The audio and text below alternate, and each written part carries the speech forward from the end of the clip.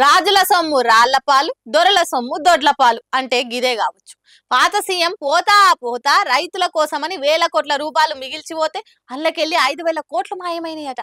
Hago సర్కార్ ఖజాన్లో చెయ్యి పెట్టేటంత ధైర్యము ఎవరికుంది?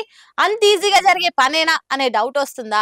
అయితే నడువుండ్రి ఒకసారి ఈ అరవింద్ అన్న చెప్పే ముచ్చట చూడుండ్రి, మీకే సమజ్ అవుతుంది. ఏం అరవింద్ అన్న, రైతు బంధు పైసలు ఏమైనాయే? సర్కార్ ఖజాన్లో చెయ్యి పెట్టి తీసేటంత తీస్మార్కాన్లు ఎవరో చెప్పు జర విని తరిస్తాం. 7,000 करोड़ రైతు बंधु के पैसे छोड़ के गया केसीआर।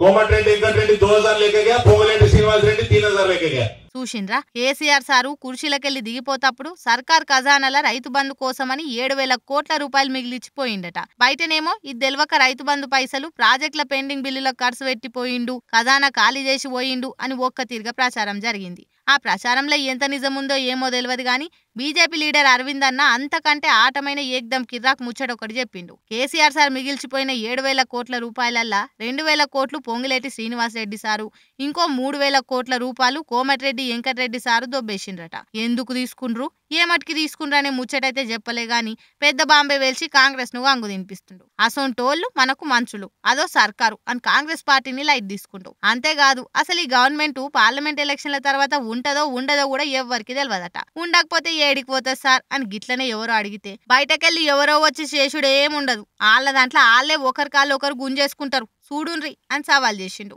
ఏమో అంటే సర్కార్ పడిపోతుందని భయం పుట్టిస్తుండ్రుగా బీజేపీలు. నిన్ననే లస్మన్ననేనా, ఇగో ఇప్పుడు అరవింద్ అన్న.